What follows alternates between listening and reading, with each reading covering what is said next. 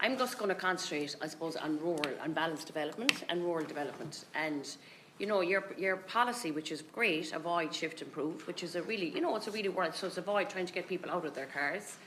But I suppose in a rural constituency like mine, there has to be the availability of public transport to ensure that people get out of their cars and they change, improve and change their behaviour, shift their behaviour. But I'm going to bring up about the catering cart again. And I know people can consider it trivial, but it's not. It's an experience of people like me living in the west of Ireland, living in the northwest and living in other areas throughout the country. If we really want to make the best experience for public transport, for passengers on the public transport, we have to make sure that people, we're not looking for the Trans-Siberian Express, we're not looking for the Orient Express, we just want a basic service. So I'd love to find out the justification of how they can be returned in some routes and why they can't be returned in other. And I'm not talking about now whether it's busier, but it's that the amount of people that use it and the length of time of the route, please. Yeah, look, I appreciate the point, and we've discussed this actually before, both formally and informally too. And I get the point for people. I think if you, two things firstly, if you look at the investment that's happening in our major train stations across the country, that the facilities are much, much better and will continue to improve, both from a retrofitting perspective for accessibility, but also in relation to the facilities and the offerings that are there, particularly in our intercity train stations as well. I suppose our focus is in using the resources that we have to invest in the transport services themselves. Okay, that's the first priority. So what improvements we can make to services, what additional services we can bring in place. Like we are bringing in a significant number of new trains, which I'm sure we'll get to as well, which are being tested right now. But I have listened as well, and it has been raised that we are looking at that, but there's a significant cost with it too. I ask you about the cost though, because the NTA said they'd like to see it returned, so did Irish Rail, but they said it's going to cost $2 million a year. It's not like it's free. We're getting the stuff for free. You know, they are quite expensive what you're buying on the rail service. So how can the justification be $2 million a year? Well, look, that figure surprises me too. Okay, to be frank, it's a significant figure. When you take $2 million, that's the equivalent of a new town bus service. Yeah. So, do you do a new town bus service, or do you do a catering cart? But how is it so expensive? Has that been looked at? You've received those answers from Iarnród Éireann directly, okay? We have asked them to look at alternatives and cheaper alternatives to it, if it's possible. But my focus has got to be, and rightly so, all the committee members here, or when I'm doing, questions within the Dáil, people are focusing on, growing the public transport service that we have. That has to be my priority right now. And I understand that. I can understand, but I suppose, I would see it as providing a public service rather than seeing it as a kind of a profit-making service. And the amount of people that are using the trains in Sligo has significantly gone up. There was a study done this week again showing that it's going to increase by 7.3% in 1 year.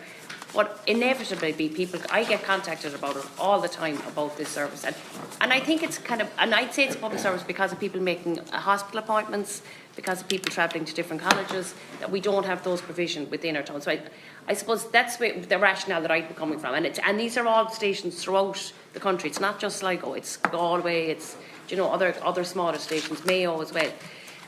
But just we're on that, I suppose, and can I ask as well about, often it's frustrating when we hear that the NTA or Irish Rail saying the department aren't giving us the money, we don't have the money. So we have put in a lot of evidence-based research to say that there is a need for an early morning commuter train from Longford to Sligo. And I've met with senior officials within Irish Rail, and they were really positive about this. They said that the infrastructure's there, the trains are there, and even the staff are there, but there still says that there seems to be this delay in why that can happen. That can alleviate the housing crisis big time in Sligo around student accommodation.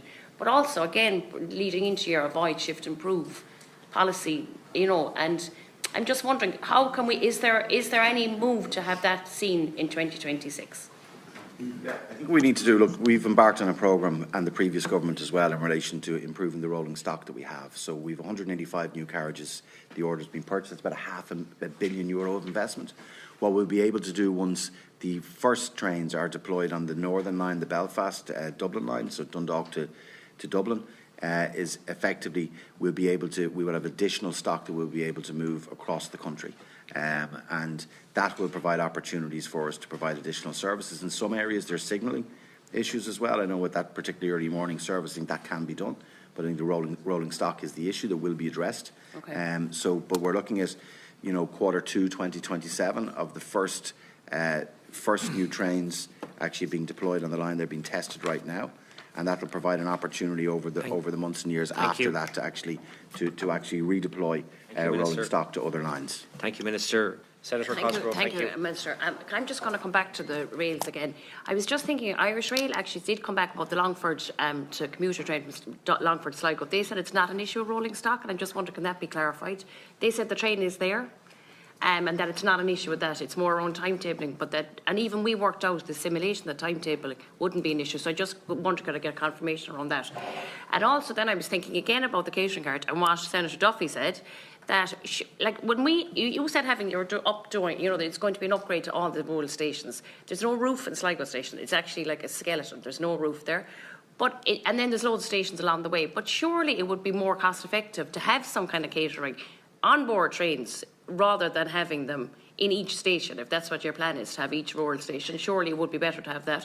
And I just have final one is, when you were saying there that our pre-legislative scrutiny that's going to come up for us for the Dublin Transport Authority Amendment Bill, the NTA that's going to be extended out to rural cities, and I'm wondering, is Sligo going to be included in that, because it is recognised as functioning as a city in the northwest? So I'm just wondering about that.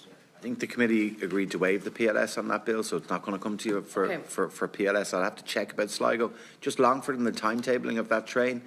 Let me take that up with if it's look, if Iarnród Éireann is saying timetabling, they're responsible for timetabling. Okay, so I don't know why they couldn't answer that question, but let me find that out. Look, you've made the point loud and clear in relation to catering services. I think I have as well in relation to what I've got to prioritise the funding that we have to provide additional services.